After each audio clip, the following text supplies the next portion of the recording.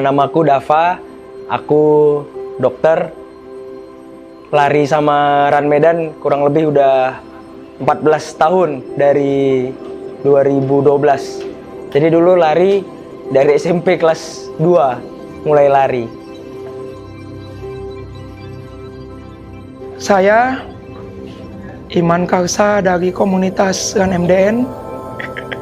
Sudah berlari sejak tahun 2013. Di tahun 2020 berhenti berlari karena COVID. Kemudian bersepeda sampai tahun 2023. Kemudian berlari lagi. Untuk pencapaian saat ini belum ada.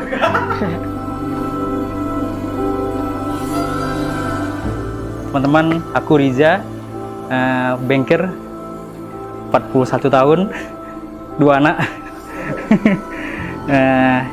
Join Relay of Guards ini diajak Dava kemarin, karena memang ngelihat ROTG tahun lalu ya, yang wah gitu kan, jadi kemarin tertarik untuk join. Tapi kemarin Dava sih yang ngajak dan buat grup, tiba-tiba di WA, Relay of the Guards invite Run Medan, nah itu sih. Namaku Denny Baharuni, seorang pedagang dan aku road captain Run Medan. Halo, aku Yunus Adiasta. Aku baru pertama kali kenal Run Medan itu tahun 2015. Bertepatan dengan waktu aku ada tugas dinas di sana. Kemudian di awal 2016 aku mulai aktif join. Jadi kurang lebih ya 10 tahun kita bareng-bareng Run Medan.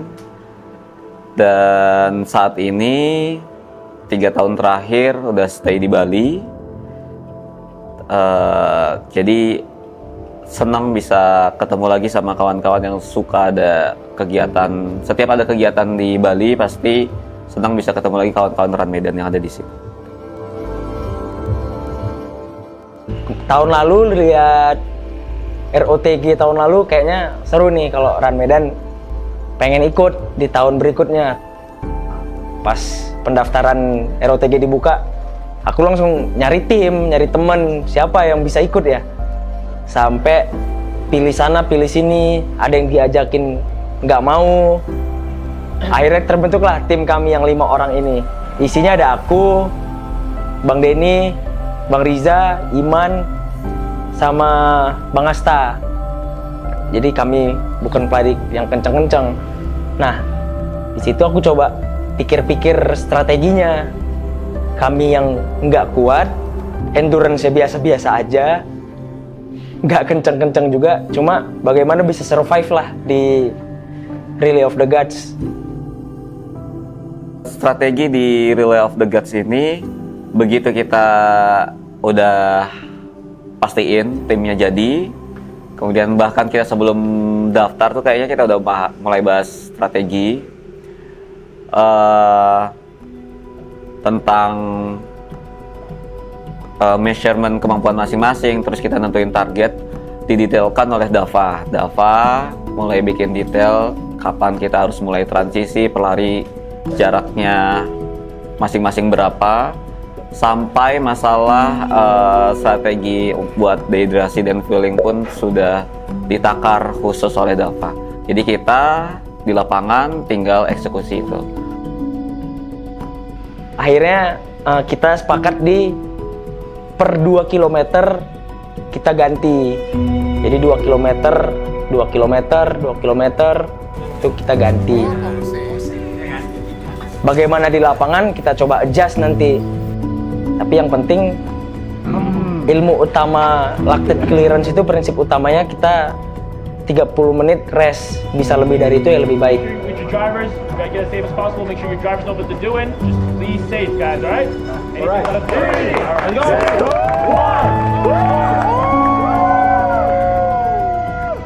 1. Kami di awal tuh strike di per 1,5 kilo itu kita rotasi nih per 2 kilo. Tapi di pertengahan kan rutenya tuh ada rolling, tanjakan dan lain-lain, mungkin jadi dikecilin jadi 300 sampai 500 meter, kemudian kami rolling lagi, rotasi lagi. Hai guys, good morning. Lagi nunggu Asta di titik pergantian relay.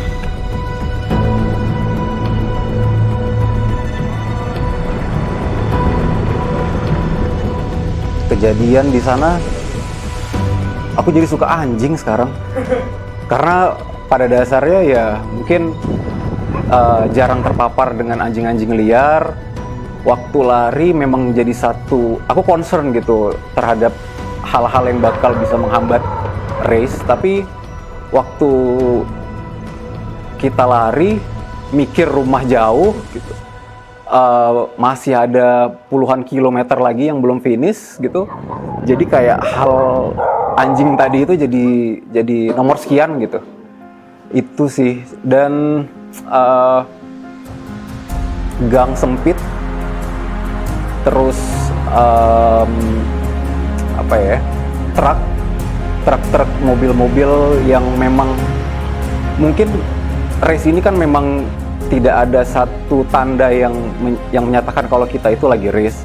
Jadi publik itu mungkin nggak ngelihat kita lagi dalam sebuah event, dan itu menjadi sebuah challenging. Bagaimana kita bisa ngetrik di dalam kemacetan, kita harus lari, kita harus minta, "Pak, maaf Pak, kita lagi race," kita potong truk dan segala macamnya gitu. Alhamdulillahnya kita nggak ada yang cedera, itu aja sih. TSFM Kuswopo Marathon A itu tiba-tiba merambat gitu, seru. Padahal di awal-awal kilometer itu sudah jauh di depan kita, tiba-tiba di kilometer 80-90 kedapetan nih nampak. Mereka itu mungkin rotasinya per 2 pelari kalau nggak salah saya kan, per 2 pelari per berapa ratus meter. Kemudian kami nampak tuh, jadi ya seru-seruannya mungkin untuk bisa mengimbangi mereka, kami mungkin jaraknya lebih pendek tuh. Cukup seru. Giza oke, Elmar oke, saat itu Giza sama Elmar timnya. Danu juga oke, mungkin kami bisa imbangnya di saat itu. Setelahnya kami ketinggalan sih. Tapi cukup seru lah, cukup menarik. Mudah-mudahan bisa ketemu di race lainnya sama mereka.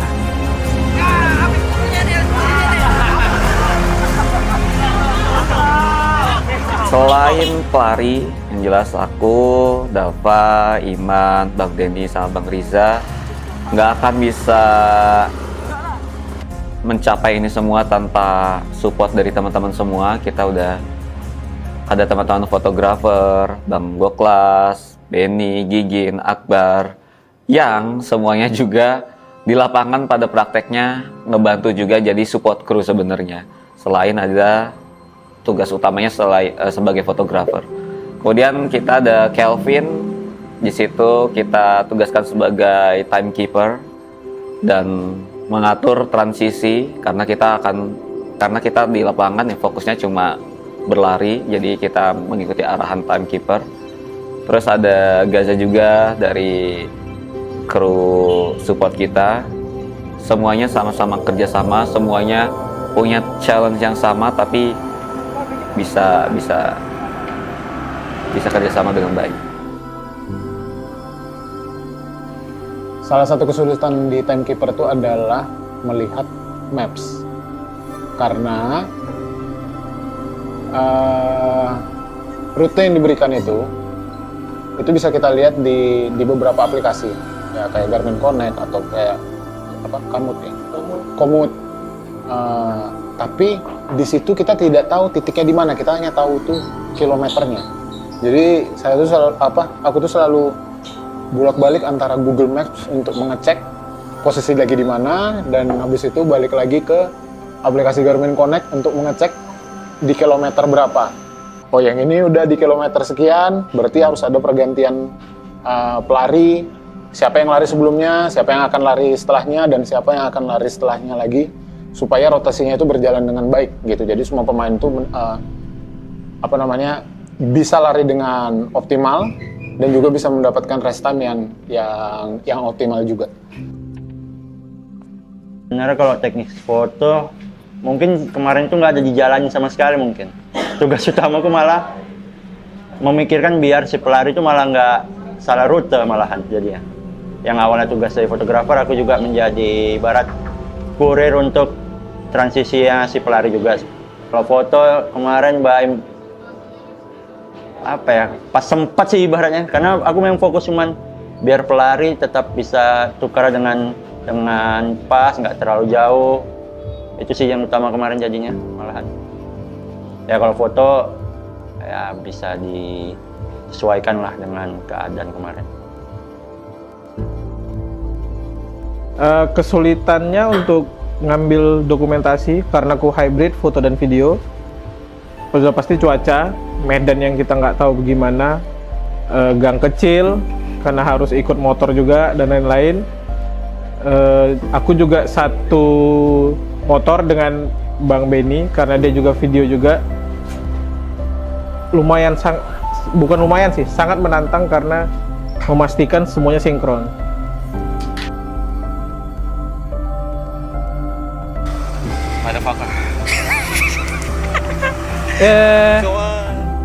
Kayaknya sih di kilometer 120 atau 130 ya. Yang tadinya itu mungkin di atas 100 ya. Strategi kita tuh berubah. Kalau nggak salah ya, itu kuhitung ada yang 100 meter berubah, ada yang 400. Pokoknya intinya udah capek ganti ya. Udah capek ganti ya gitu. Jadi itu juga yang membuat kami berlima excited karena 200, 400, 500 berubah terus. Itu yang buat ya yang tadinya harapannya itu sebelum maghrib, ternyata di jam 5 udah finish gitu. Kesan ROTG ya, Relay of the Gods. Gila sih ini memang. Aku baru akhirnya tahu Bali masuk gang, larinya di atas sawah juga ada, yang jalannya mungkin hanya setapak gini.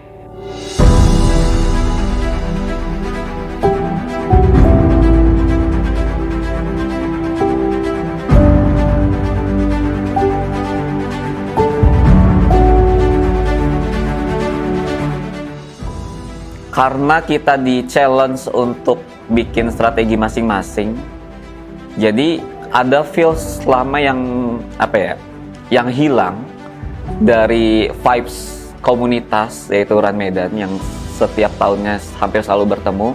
Tapi di event ini itu bonding masing-masing pelari itu dituntut benar-benar saling memahami. Jadi vibes itu yang nggak didapat dari event-event lain. Jadi gimana kita harus saling mengerti karakter masing-masing, gimana kita harus saling mengingatkan tugas dan peran masing-masing, bahkan gimana saat kita mulai kelihatan egonya masing-masing. Tapi di luar itu semua, kita 4 hari bareng, semuanya saling prepare. Pada saat hari H juga rest day, saling tetap support yang benar-benar nggak bisa dirasakan di event race biasa, karena supportnya itu support yang harus dilakukan sepanjang hari di situ. Itu yang bikin benar-benar kerasa banget kalau vibes berlari di Relay of the Gods ini ya belum bisa didapat di event lain. I'm so grateful, aku sangat happy dengan event ini.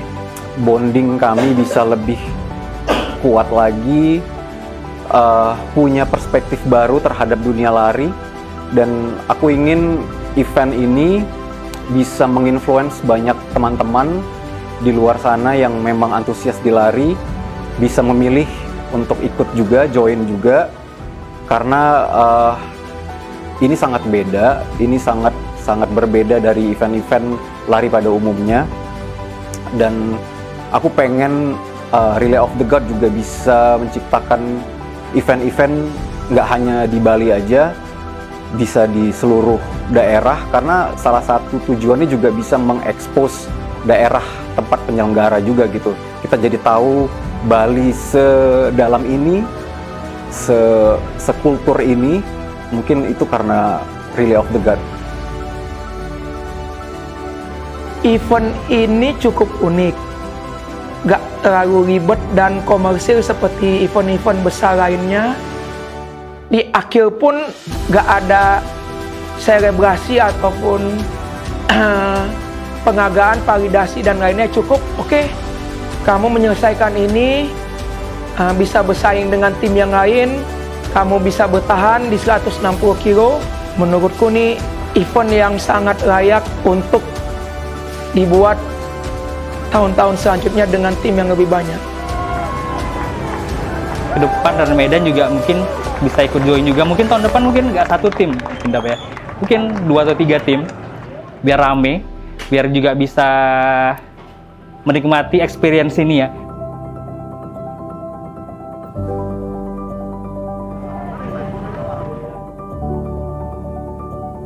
Very hard, extremely hard.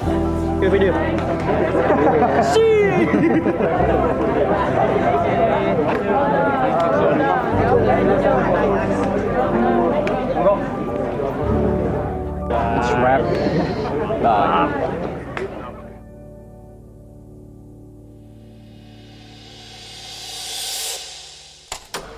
Jadi harapanku kami di Medan bisa bikin ROTG mungkin tahun depan atau 2 tahun lagi. Ini menjadi inspirasi kami buat di Medan.